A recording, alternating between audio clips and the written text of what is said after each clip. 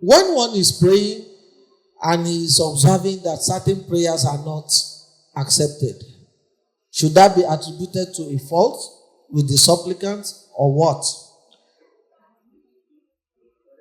Please let us get one thing clear. Allah has his own policies by which he relates to mankind. And policies of Allah are always constant. Let us get it right that one of the policies of Allah is that yes, while he accepts and grants the request of his servants, Allah has never promised that he is duty bound to grant the desires of all his servants all the time. Do you get it? There is no prophet and messenger of God, including our dear prophet Muhammad sallallahu, except that of all the things he had prayed for, some Allah granted and some Allah withheld. What makes Allah Allah and what makes him absolute is to reserve for himself the prerogative of granting and refusing. If he must grant and he cannot refuse, then he's not Allah. Are you with me?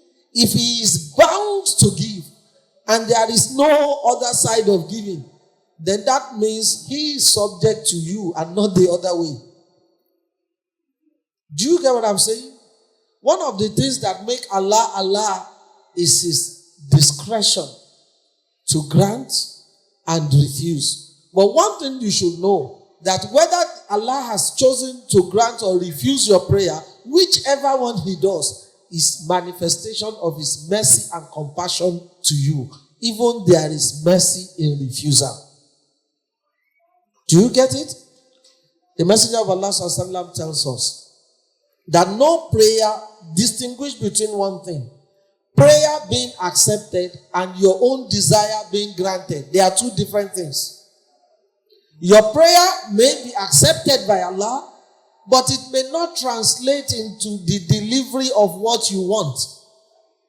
Allah accepts the prayer of believers in one of the three ways. One, granting you exactly what you have wanted, what you have prayed for. Another way is to, at the time you have also prayed for it. Sometimes he grants it, but at his own time, not your own time.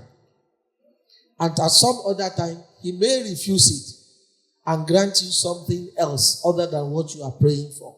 All are for wisdom and reasons known best to Allah. But whichever one he does, that is best in manifestation of his mercy and compassion for you. You get it? That is why it says, وَدُعُوهُ خَوْفًا وَطَمَعًا. You pray to Allah in fear and in hope. In fear of the fact that Allah reserves the prerogative of granting and refusal. And at the same time, you must be hopeful that he also asks you to call him, and you must have a hope in he accepting your prayer. What you may not just know is how or when or in what manner he chooses to deliver. But whatever prayer that Allah will not accept, you will not even be able to make in the first place. So, that is generally on the part of Allah. It is also a reality too.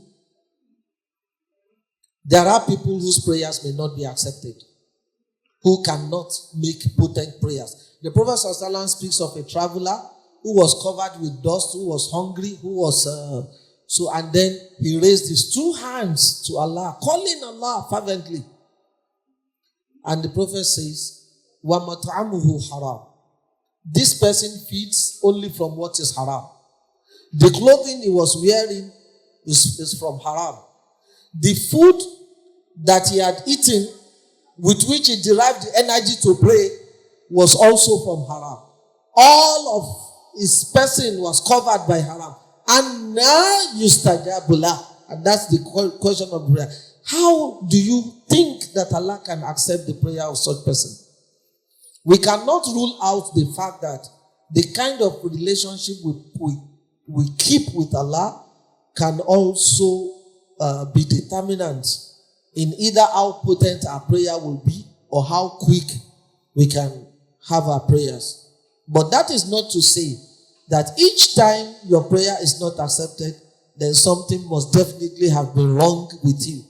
It is not only about you, it is also about Allah as well, exercising His discretion in the way He deems better according to His own wisdom.